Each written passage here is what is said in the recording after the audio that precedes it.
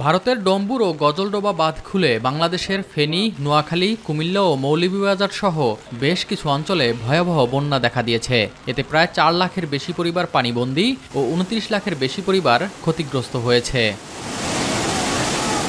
এ অবস্থায় অন্তর্বর্তীকালীন সরকারের প্রধান উপদেষ্টা ডক্টর মোহাম্মদ ইউনূসের সঙ্গে দেখা করেন বাংলাদেশে নিযুক্ত ভারতের হাইকমিশনার প্রণয় কুমার ভার্মা।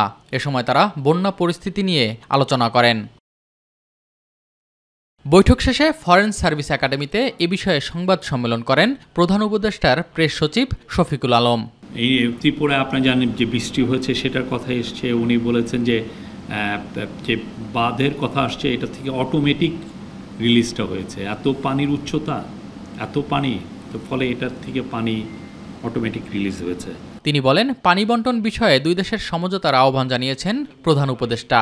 বিজিবি এবং বিএসএফ এর মধ্যে ফ্ল্যাগ মিটিং হয়, তো স্যার বলেছেন যে এরকম কোনো কোলাবোরেশন করা যায় কি না, যে আমরা আর India high level flag meeting যখনই এই ধরনের এই যে বন্যার হঠাৎ করে, যেহেতু আমরা আর ইন্ডিয়া একই ক্যাচমেন্ট এরিয়া শেয়ার করি বা একই অনেক ক্ষেত্রে আমাদের ডেল্টাটাও ওভারল্যাপ করে, সেক্ষেত্রে এই যে ওয়াটার, তো we share the same water.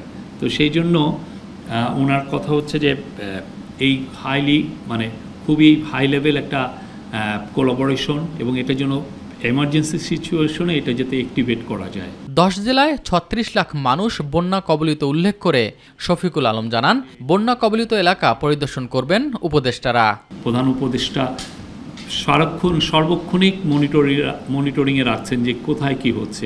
S M Arif, my TV, Dhaka. জেলা আক্রান্ত